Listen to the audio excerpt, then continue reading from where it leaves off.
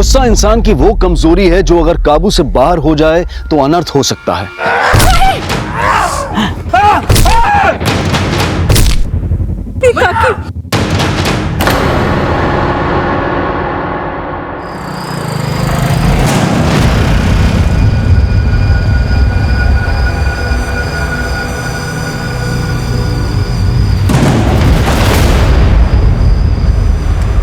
चल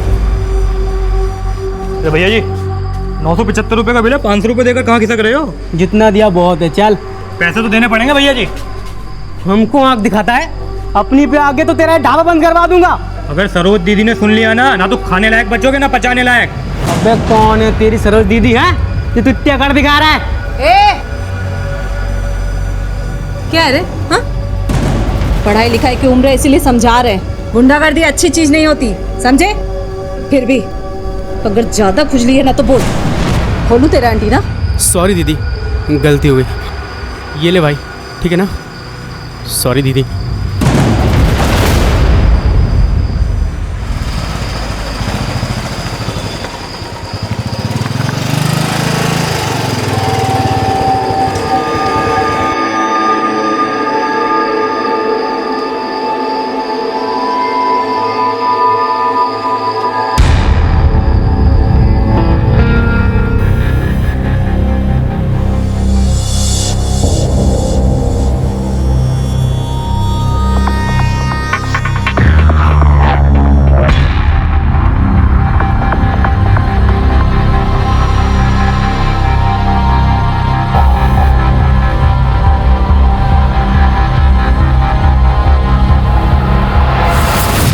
मधु, मधु,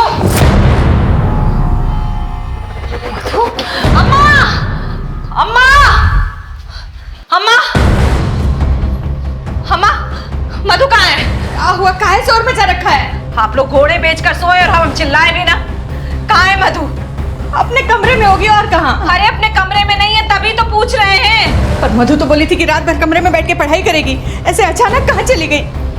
कहाँ चली गई? हाँ, और सो घोड़े बेचकर कर ली पढ़ाई। अब जाकर देखो। हाँ, ए रिक्शा, ऊपर जाकर देखो। कहाँ गई ये लड़की? कहाँ हुआ अम्मा? हाँ, मिली? हाँ, नहीं। ए रिक्शा, ऊपर है क्या? नहीं मम्मी। नहीं, अरे कहे थे हम कि ध्यान दो इस पर, लेकिन नहीं।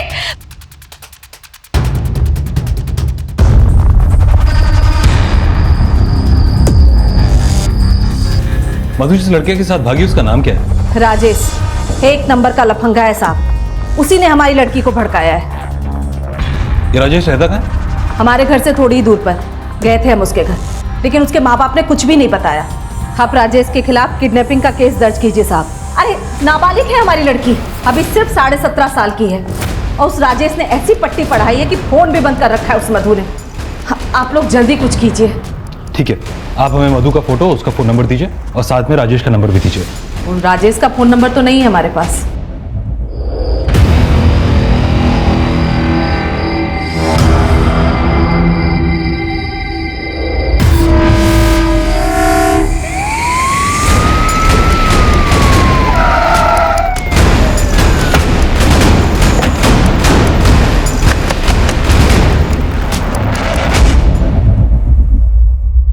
राजेश यहीं पे रहता है? हाँ साहब, राजेश हमारा ही बेटा है। मधु को जानते हैं आप? हाँ, उसकी माँ आई थी अभी, पर साहब हमें नहीं पता राजेश कहाँ पर है। एक नाबालिग लड़की को लेकर भागा है। मधु की माँ भी यही बोली थी। राजेश के पापा भी काफी देर से गए हैं उसे ढूंढने के लिए, अब तक नहीं लौटे। राजेश का फोन नंबर दीजिए। 98।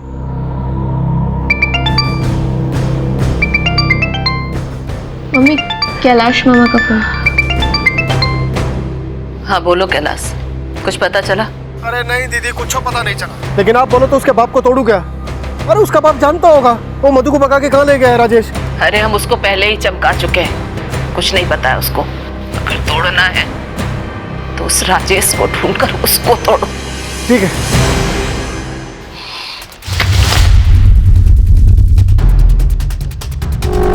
आप जिस नंबर को डायल कर रहे हैं वो इस समय स्विच्ड ऑफ है।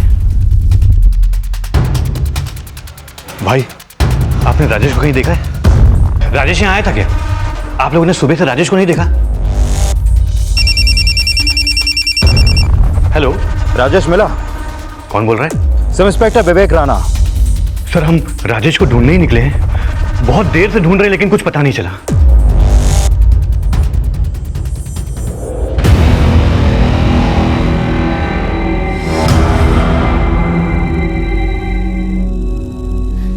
मधु को कोसने की बजाय उसकी बात शांति से सुनी होती ना, तो आज ये नौबत ना होती। वो कभी हमारा कुछ सुनती भी थी जो शांति से समझाते उसको? अरे तुम माँ है और बच्चों को हर बात डांट के नहीं समझाई जाती। आपको हमेशा हमारा ही गलती दिखाई देता है अम्मा, और उसने जो किया वो कुछ नहीं। तूने खुद को कभी देखा है? अरे शालीनता तो औरत का गहना होती है, और तूने क्या किया? रुपए कमाने के लिए अपने हाथ से ही अपने सर का पल्लू हटा दिया और जेब में तमंचा रख लिया। कहाँ मिला हमको शालीनता से? हाँ, अगर पहले से चालू चपट होते तो आज हमको बचाने के लिए आपका बेटा जेल में ना होता। दुनिया की ठोकर खाई तब समझ में आए, कोई दोबारा हमारे पल्लू पर हाथ लगाए उससे पहले ही हटा दिया अपना पल्लू। पर हमारी बेटी हमारी इज्जत इस तरह उछालेगी ये नहीं सोचे थे।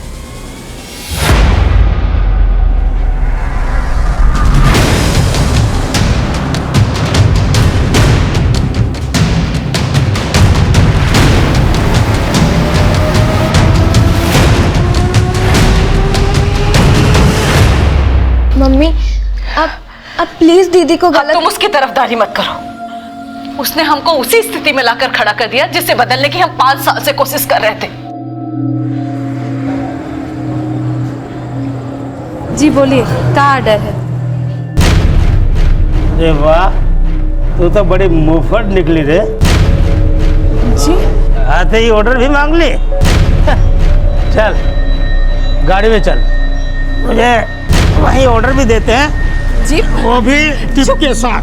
चलिए, छोड़िए हमारा। थप्पड़ मार दिए।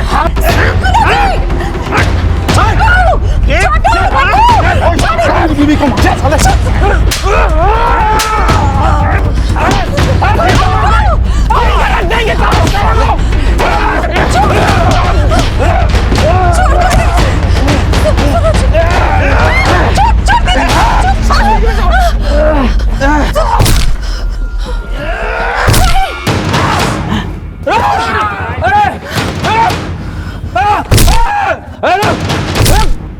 भैया भैया भैया भैया भैया भैया उठो उठो भैया भैया भैया भैया भैया भैया उठिए उठिए भैया भैया।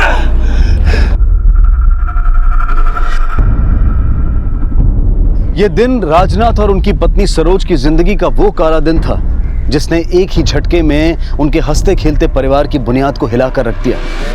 माना कि गलत करना और सहना दोनों ही गलत हैं, लेकिन कीचड़ में पत्थर फेंकने से छींटे हम पर भी गिर सकते हैं। राजनाथ को उमाकांत की गैर इरादतन हत्या के जुर्म में 7 साल की सजा सुनाई गई।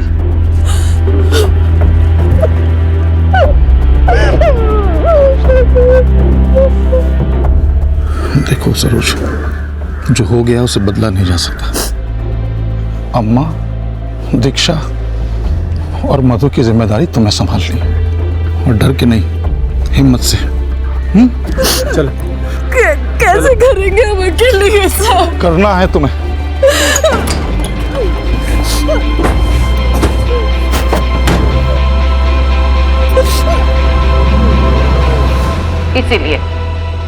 इसीलिए हम अपना कायाकल्प बदल लिए, अपनी मेहनत से ढाबे का नक्शा बदल दिए, बंदूक उठाए ताकि कोई हम पे गंदी नजर न डाले, अपनी रक्षा के लिए गुंडे पाले, क्योंकि हम जानते हैं ढाबे पर हर किस्म का कस्टमर आता है। लेकिन इतना सब करके भी हम मधु को काबू नहीं कर पाए।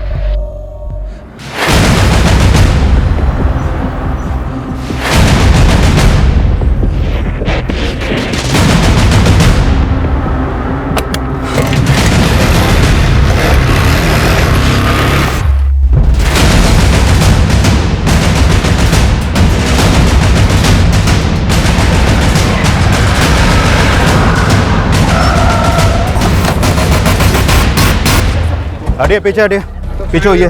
गुप्ता पीछे हटाओ सबको। चलो थोड़ा पीछे हो जाओ, साइड हो जाओ।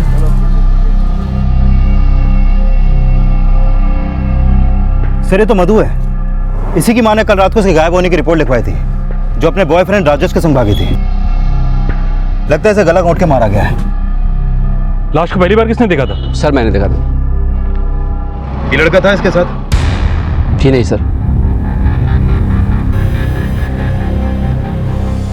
सर मधु की लाश यहाँ पर मिली है और राजेश फरार है। कहीं ऐसा तो नहीं कि राजेश ने मधु को मारा और अब फरार हो गया? पर राजेश तो मधु से प्यार करता था ना, तो फिर मधु को मारने के पीछे उसका मकसद क्या होगा? कहानी कुछ और ही है राणा। अरे दीदी तुम हमको पहला छूट दी होती ना तो गला काट के रख देते उस राजेश का। कमीना भगाता तो नहीं हमारी मधु को? अगर राजेश का गला कटवा दिए होते तो मधु हमको तुमको दोनों को जेल भिजवा देती। इसका भूत सवार था उस पर। पता नहीं कौन से जन्म का बदला लेने के लिए जन्मी है हमारे कोख से। सरोज, तू अब तक मधु को कोस रही है? और तू कैलाश, अरे मार काट की बात छोड़ और जाकर के पुलिस से कुछ पता कर।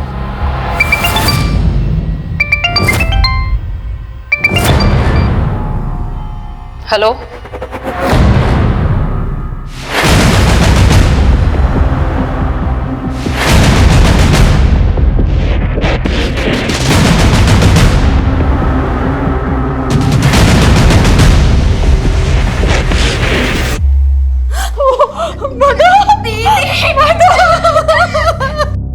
मधु की हत्या ने इस केस में कई और नए पहलू खोल दिए। उसकी हत्या किसने और किस इरादे से की थी? क्या इसमें उसकी मां सरोज का कोई हाथ था, जिसे परिस्थितियों ने इतना कठोर बना दिया था कि वो अपने मान को बेचने के लिए किसी भी हद तक जा सकती थी? क्या वो राजेश था जो अब तक फरार था और प्राइम सस्पेक्ट भी था? क्या राजेश के पिता की इस हत्याकांड में कोई भूमिका थी, या फिर कोई ऐसा एंगल था जिससे पुलिस अब तक अनजान थी? इन सवालों के साथ पुलिस राजेश के माता पिता से मिलने उसके घर पहुंची। साहब, अब मानते हैं कि राजेश ने मधु को भगाकर अच्छा नहीं किया, लेकिन वो मधु से बहुत प्यार करता था। वो उसका खून कभी नहीं कर सकता। अगर खून कर नहीं सकता तो फिर गायब क्यों है? ये सवाल तो आप मधु की मां से ही पूछिए। हमें तो ऐसा लग रहा है कि राजेश को उसने ही अगवा किया है। कुछ दिन पहले राजेश को उसने धमकी भी दी थी। अरे ये क्या कर रहे हैं आप? बहुत चर्बी चढ़ी है। दोबारा अगर मधु से मिले ना तो जान ले लूंगी तुम्हारी।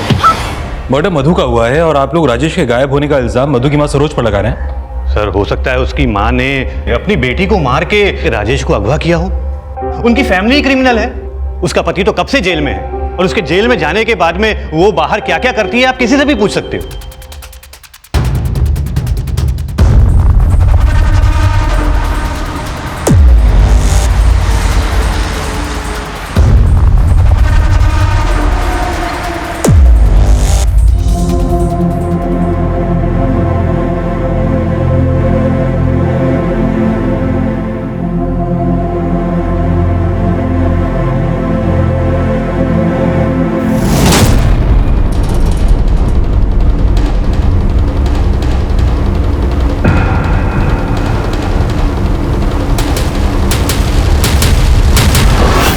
सर मधु की पोस्टमार्टम रिपोर्ट के मुताबिक उसकी हत्या उसका गला घुटने से हुई और सर हत्या का समय उसी रात 11 से 12 बजे के बीच है जिस रात वो राजेश के संग भागी थी। राजेश का कोई लीड मिला? नहीं सर, अभी तक तो नहीं, लेकिन मैंने मधु की मां सरोज के बारे में पता किया तो सामने आया कि उसके ढाबे पर अक्सर उसका लोगों से झगड़ा होता रहता है और आसपास के लोगों के मन में भी उसका बड़ा खौफ है। और सर ये भी पता चला है कि सरोज अपने पास एक रिवॉल्वर भी रखती है। राणा, अगर हम ये मान भी लें कि सरोज ने राजेश को गायब करवाया है तो भी क्या वो अपनी बेटी को मरवा सकती है? पॉसिबल है सर, क्योंकि मधु उसकी मर्जी के खिलाफ राजेश के संग भागी थी, तो हो सकता है गुस्से में आकर सरोज ने मधु का मर्डर कर दिया।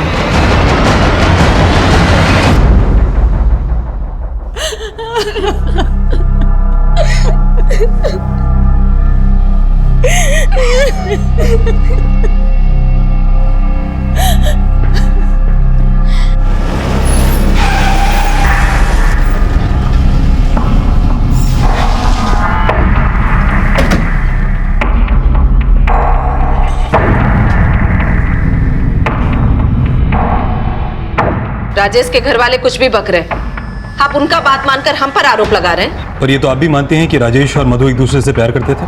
भड़का रखा था उसने हमारी बेटी को। आप उसे ढूंढकर अंदर कीजिए ना साहब। राजेश को तो हम ढूंढ निकालेंगे सरोज जी, मगर कहीं ऐसा तो नहीं कि आप हमसे कुछ छुपा रही हैं? छुपा नहीं रहे, पछता रहे। अगर आज मधु हमको समझी होती ना तो उस लड़के के साथ कभी ना भागती। अरे उसकी जात वाले की वजह से आज हमारा पति जेल में सजा काट रहा है। मतलब? राजेश की जात वाले उमाकांत को हमारे पति ने मारा था,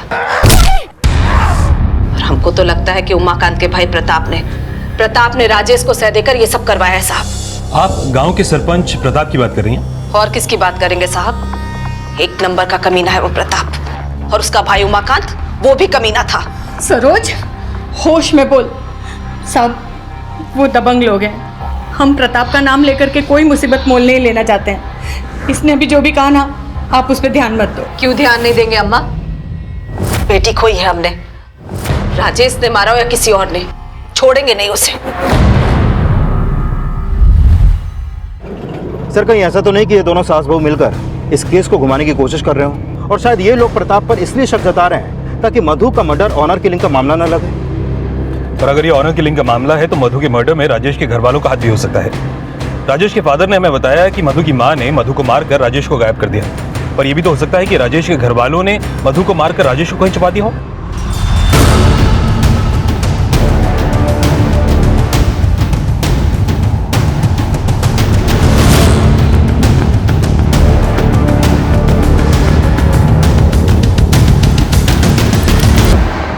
इस केस में लीड तभी मिलेगा राणा जब राजेश का पता चले, लेकिन प्रताप और मधु के घर वालों की दुश्मनी के एंगल को भी इन्वेस्टिगेट करना चाहिए। हो सकता है कि प्रताप यादव ने ही मधु को मारा हो और उसके बाद राजेश को गायब कर दिया हो ताकि किसी को उस पर शक ना हो। सर, ये प्रताप बहुत पावरफुल आदमी है, कुछ भी कर सकता है ये।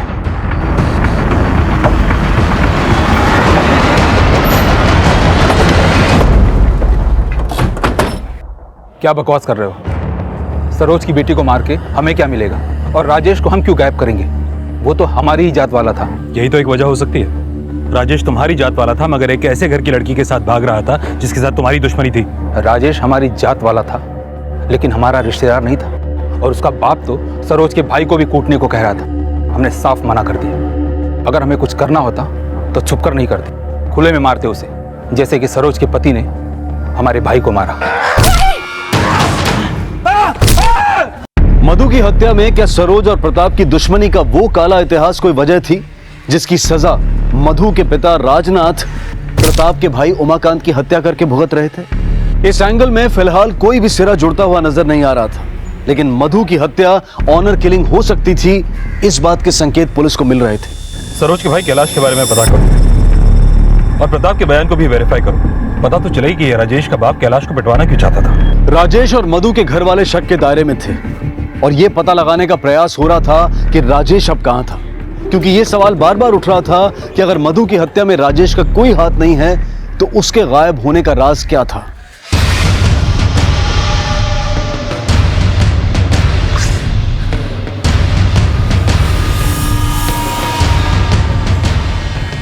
सर, थोड़ी देर पहले राजेश का फोन बनारस में कुछ टाइम के लिए एक्टिव हुआ था।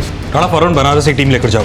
जहां पर उसका फोन एक्टिव हुआ है वहां पर आसपास पूछताछ करो, हो सकता है कि वो वहीं कहीं छुपा हो। सर,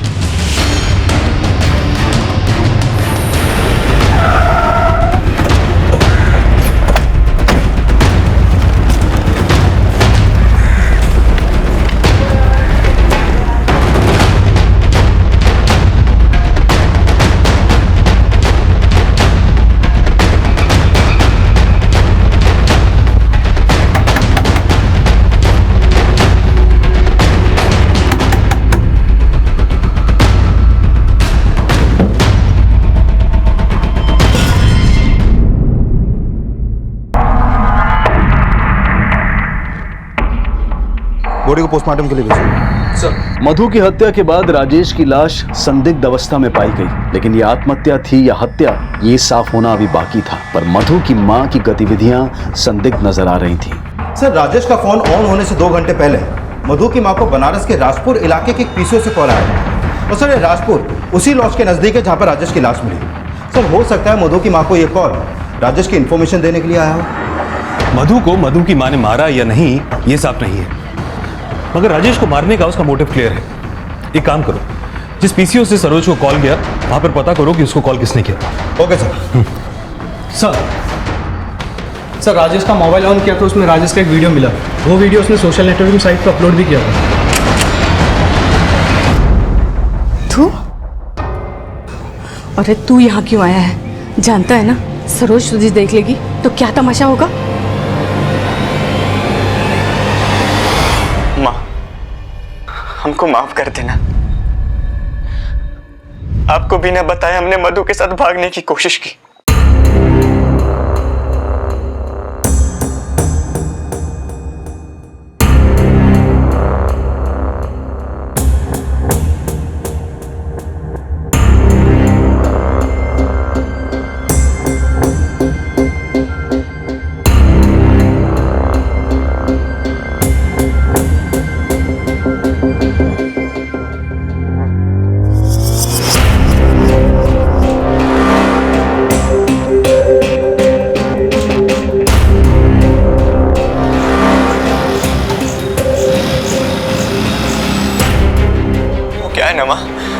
कि हम मधु से बहुत ज्यादा प्यार करते हैं, लेकिन मधु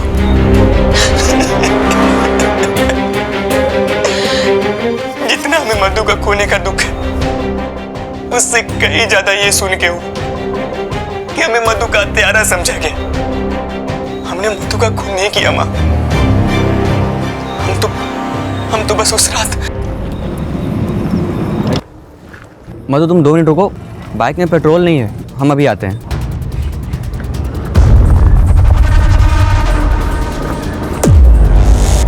मधु, मधु, मधु, मधु, मधु, मधु क्या हुआ? मधु, मधु आगे खोलो, मधु आगे खोलो, क्या हुआ तुझे?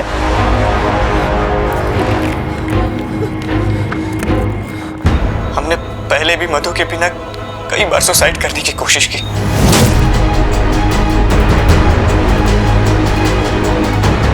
पर कर नहीं पाए। आज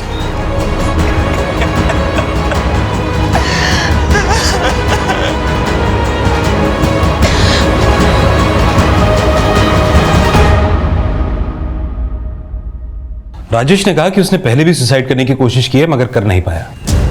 कहीं ऐसा तो नहीं कि इस बार उसने वाकई में सुसाइड कर लिया हो, या फिर कहानी कुछ और ही है। पुलिस अब इस केस को डबल मर्डर मानकर इन्वेस्टिगेट कर रही थी और सरोज को उस लोकेशन से फोन आना जहां राजेश ठहरा हुआ था उसे शक के कटघरे में खड़ा कर रहा था।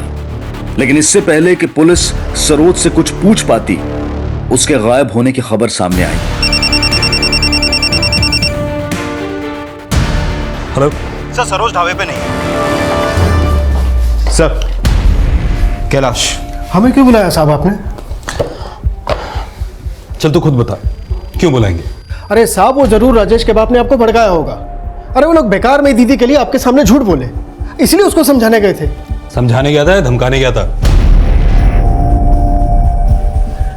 कब है? कब बोला पुलिस से? ये दबंगबाजी हमें दिखाई ना तो कह देते अच्छा नहीं होगा। अपनी पे आ गया ना तो ऊपर से नीचे तक नाप के रख दूंगा। साहब वो झूठा तो आप दिखा रहा है, और वो प्रताप, वो भी उसकी मदद कर रहा है। कौन क्या कर रहा है और क्या नहीं कर रहा है ये पता करना हमारा काम है। तुम लोगों की गुंडागर्दी नहीं चलेगी, समझे? हम कोई गुंडागर्दी नहीं किए हैं, हम दो टूक बात करने गए थे बस। अब तो समझाने गया था, मगर पहले तो राजेश की हड्डी तोड़ दी थी तूने।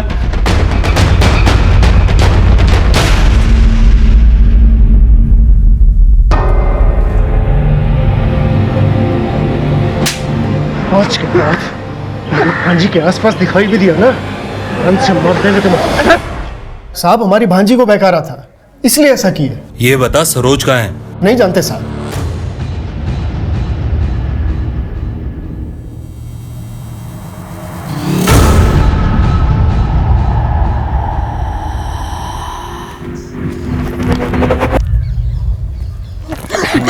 क्या करिए? बुक दे। नहीं, बुक तो मैं नहीं लूंगी। दीक्षा, बुक दे देना। नहीं, बुक दे। अच्छा चलो लो। अच्छा, ज्यादा स्मार्ट हो तुम। फोटो भी दे। नहीं, मम्मी को मालूम पड़ जाएगा, दोनों बहुत मार खाएंगे। फोटो की फीस लगेगी। तुझे जो चाहिए ले ले, पर बहन प्लीज फोटो दे। फोटो भी दे दे, प्लीज दे दे। बंदा तो बहुत सॉलिड है। हाँ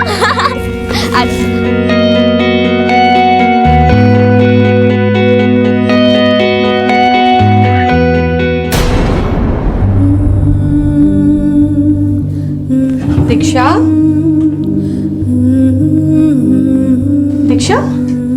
हुआ बेटा? रो क्यों रही है?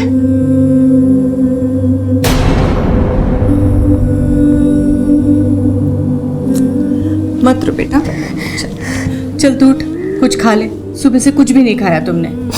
नहीं, हमको कुछ भी नहीं खाना, हमको बस हमारी दीदी चाहिए। दादी, दादी प्लीज दीदी को बुला दो ना, प्लीज दीदी को बुला दो। अगर मेरा बस चलता ना बेटा, तो मैं अपनी जिंदगी दे करके तेरी दीदी को वापस ले आती। पर मैं क्या करूं, ना ही हम मधु को समझा सके और ना ही तेरी माँ को। सरोज का अचानक गायब होना उसे प्राइम सस्पेक्ट बना चुका था और उसे ढूंढने के लिए पुलिस ने एक सर्च ऑपरेशन शुरू किया। लेकिन सरोज एक सस्पेक्ट थी या खुद एक विक्टिम, ये अब भी साफ नहीं था। और इस केस में उसकी भूमिका को समझने के लिए पुलिस ने सरोज और उसकी बेटी के बीच के रिश्ते को समझना चाहा, जिसके लिए पुलिस सरोज की छोटी बेटी के स्कूल पहुंची। May I come in, sir? Yes, come in. Diksha, यह है इंस्पेक्टर ठाकुर। ये आपसे आपके मधु दीदी के बारे में कुछ बात करना चाहते हैं। सर, मधु दीदी राजेश भैया से बहुत प्यार करती थी, लेकिन मम्मी को राजेश भैया बिल्कुल भी पसंद नहीं थे। तुम्हारी मधु दीदी और तुम्हारी मम्मी के बीच में इस बात पर झगड़ा भी होता होगा? मम्मी अभी हम 18 के नहीं हुए, लेकिन अगर हम 80 के भी हो गए ना, तब भी हम यही कहेंगे कि हम राजेश के बिना नहीं जी सकते। चाहे जितना भी नाटक कर लो, चाहे जितना भी जिद कर लो, तुम्हारा और राजेश का रिश्ता हम बर्दाश्त नहीं करेंगे, समझी तुम? लेकिन क्यों मम्मी? राजेश में बुराई क्या है? बुराई? उसकी जात उसकी सबसे बड़ी बुराई है। उमाकांत भी उसी जात का था और उसी उमाकांत के चक्कर में आज तुम्हारे पापा जेल में हैं। और तुम राजेश को हमारा दामाद बनाना चाहती हो। पता है ना तुम्हें, राजेश का बाप उमाकांत के भाई का दोस्त है। पर मम्मी, राजेश में सब बिल्कुल नहीं है।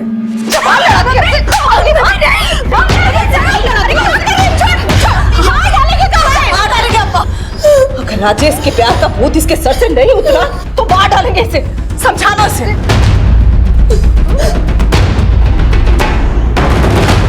मधु, मधु, कहाँ गई ये लड़की? कहाँ हुआ अम्मा? हाँ, मिली? हाँ, नहीं। ए दीक्षा, ऊपर है क्या? नहीं मम्मी। नहीं, अरे कहे थे हम कि ध्यान दो इस पर, लेकिन नहीं, तुम लोगों को जिस दिन मधु दीदी घर छोड़कर गई थी, तो उन्होंने मम्मी के लिए एक लेटर भी छोड़ा था, लेकिन ये बात मम्मी ने किसी को भी नहीं बताई। वैसे आपको बोलने बताने लायक कुछ बचा नहीं है, लेकिन फिर भी बता देते हैं।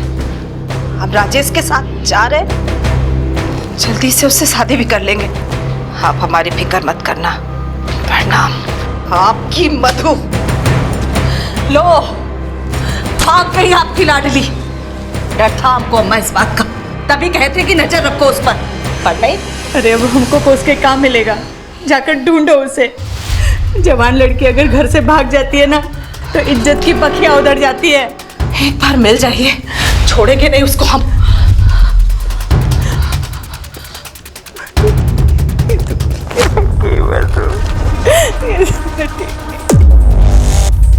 तो तुम्हारी मम्मी तुम्हारी दीदी को मारती भी थी?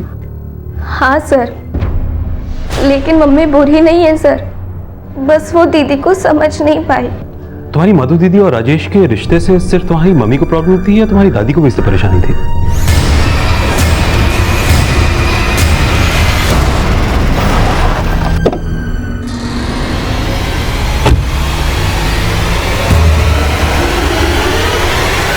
हमें मधु की भावनाओं की कदर थी साहब, लेकिन मेरे बेटे के जेल जाने के बाद सरोज कुछ बदल सी गई थी। वो दिल की बुरी नहीं है, लेकिन हर आदमी को शक की नज़र से देखती है। लेकिन राजेश पे क्यों शक है उन्हें? राजेश तो बच्चा है साहब, लेकिन सरोज उसे प्रताप और उमाकांत जैसा ही समझती है। लेकिन उमाकांत और प्रताप से तो उसका कोई रिश्ता नहीं। पर जात तो एक ही है ना, बस इसी बात से सरोज को परेशानी थी। इतनी परेशानी कि वो अपनी बेटी को मरवा दे? अरे नहीं नहीं साहब, उसका दिमाग भले ही खराब हो, लेकिन उसकी ममता में कोई खोट नहीं है। मेरे बेटे के जेल जाने के बाद सरोज ने जितनी हिम्मत जुटाई, सच कहूँ तो मधु के जाने के बाद अब अंदर से वो उतनी टूट गई थी।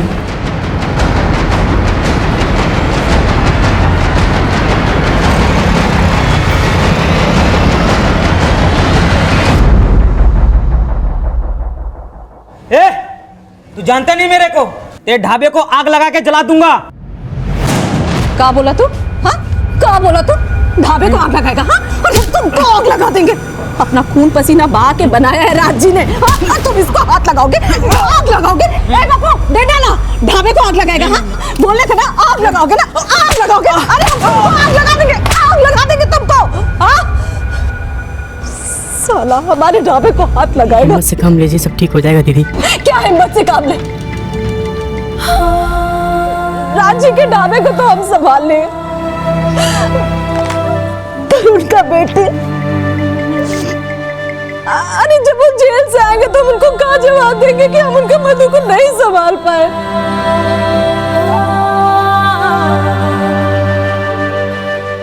सरोज की छोटी बेटी और सास दोनों ही मधु और राजेश के मर्डर में सरोज के शामिल होने की बात को नकार रहे थे, और वहीं दूसरी ओर अब तक जितने भी नाम सामने आए थे, पुलिस ने उन सब के कॉल रिकॉर्ड्स और उनसे जुड़े कनेक्शंस को खंगालना शुरू कर दिया। और तभी सरोज के देवर जगमोहन का नाम सामने आया। इसे पता चला है कि मधु का एक चाचा भी है, उसका नाम जगमोहन है। ये उसकी फोटो है। मधु के मर्डर से इसका क्या कनेक्शन हो सकता है? सर, कनेक्शन का तो पता नहीं, लेकिन राजनाथ जब से जेल गया है, जगमोहन का मधु की मां सरोज से झगड़ा चल रहा था, और ये झगड़ा किसी प्रॉपर्टी को लेकर था सर। लेकिन कोर्ट में केस सरोज जीत गई थी। सर, कहीं ऐसा तो नहीं कि इसी बात का बदला निकाला हो जगमोहन ने? पर मधु की मां ने कभी इस पर शक जाहिर नहीं किया। सर, ऐसा भी तो हो सकता है कि सरोज अपनी सास की वजह से चुप हो, क्योंकि जगमोहन का अपनी मां से मिलना जुलना है।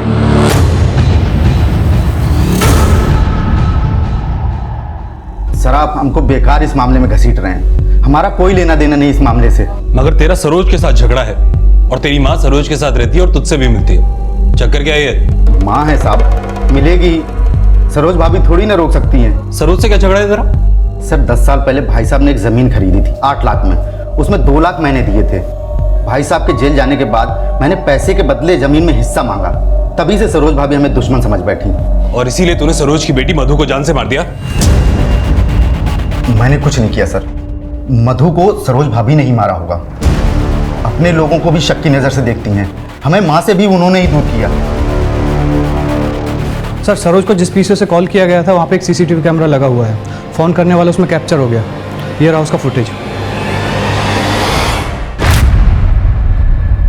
सरोज को आखिरी बार कॉल करने वाले का चेहरा पुलिस के सामने था, और इसी बीच पुलिस को सरोज का फोन एक्टिव होने की खबर मिली।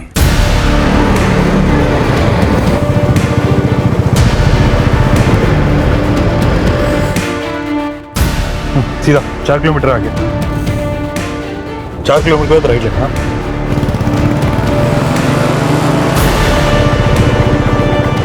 आगे से मोड़ आएगा, वहां से राइट जाना।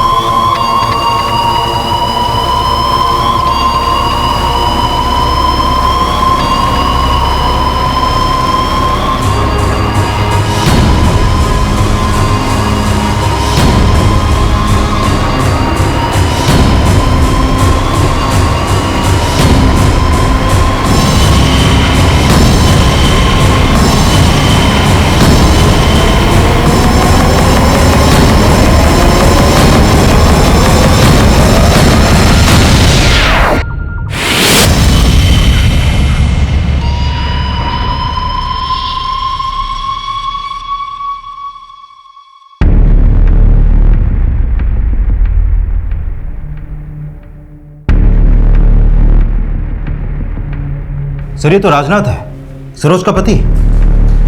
इसे तो 7 साल की सजा हुई थी, बाहर कैसे आ गया? पुलिस ने जब पता किया तो सामने यह आया कि राजनाथ के अच्छे बर्ताव की वजह से उसकी सजा कम कर दी गई थी, और राजनाथ की रिहाई मधु के मर्डर से करीब 16 घंटे पहले हुई थी। पुलिस अब यह पता लगाना चाहती थी कि रिहाई के बाद से राजनाथ अब तक गायब क्यों था। ज्यादा लाड प्यार ना कीजिए इसको। आजकल ये पढ़ती लिखती नहीं है मधु। अरे सब पढ़ लिख लेगी, अभी तो 4-5 साल की बात है, उसके बाद तो विदा होके जाना ही है उसको। पापा हम विदा होकर नहीं जाएंगे, बल्कि हम तो यहाँ बड़े होकर आप दोनों के साथ ढाबा संभालेंगे। मम्मी माना अब ये 18 के नहीं है, लेकिन अगर हम 80 के भी हो गए ना, तब भी हम यही कहेंगे कि हम राजेश के बिना नहीं जी सकते।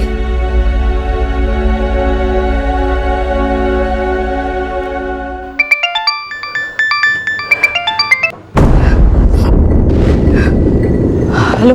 हाँ सरोज, कैसी हो तुम?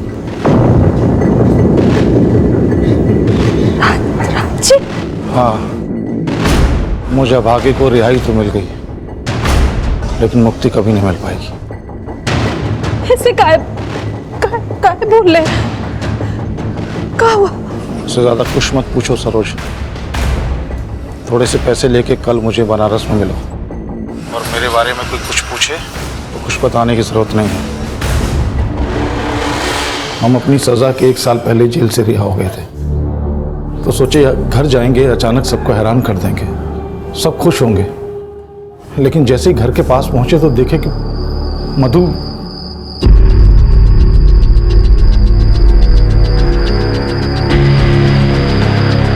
हमको जेल में सरोज ने कई बार बताया था कि मधु का उमाकांत के जात वाले से इश्क चल रहा है, जिसकी वजह से हम जेल गए थे सर। जब हमने राजेश के साथ मधु को देखा तो हमारा खून खोल गया सर। हमने उसका पीछा किया।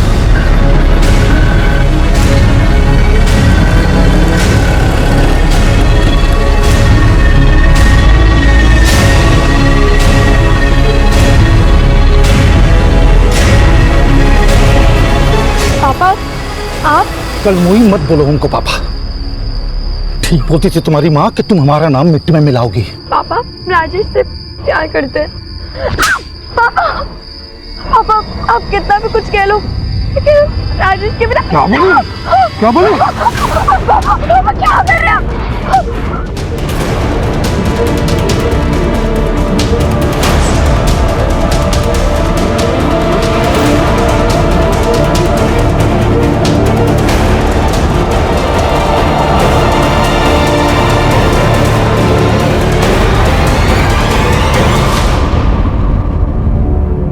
हम अपने गुस्से को काबू नहीं रख पाए सर, और हमसे और इसलिए तुमने राजेश को भी जान से मार दिया, और उसका वो वीडियो? नहीं नहीं नहीं सर, हमने राजेश को कुछ नहीं किया सर। राजेश ने आत्महत्या की थी और जल्द ही उसकी पोस्टमार्टम रिपोर्ट से यह साफ होने वाला था, लेकिन मधु की हत्या उसके पिता के गुस्से का वो परिणाम था जिसका पश्चाताप अब उन्हें पूरी जिंदगी सलाखों के पीछे करना पड़ेगा।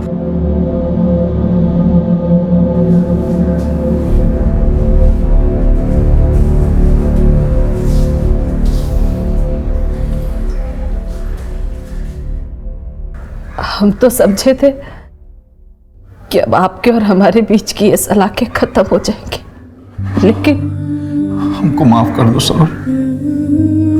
हमारी वजह से हम क्या कहें? हम तो आपकी दी हुई जिम्मेदारी संभालते रहे और आपका इंतजार करते रहे। इन सब के बीच हम इतना उलझ गए कि शायद मधु का ठीक से ध्यान नहीं दे पाए। लेकिन आपकी तो लाडली थी ना, बहुत प्यार करते थे ना आप मधु से।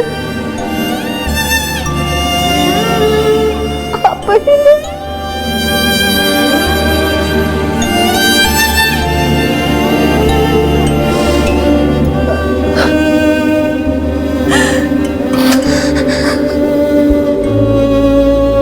माना कि हम सब अपने बच्चों का भला चाहते हैं, लेकिन अगर हमारी सोच उनसे मेल नहीं खाती तो हमें यह विचार भी करना चाहिए कि कहीं हमारा बड़प्पन उनकी समझ को छोटा तो नहीं आंक रहा।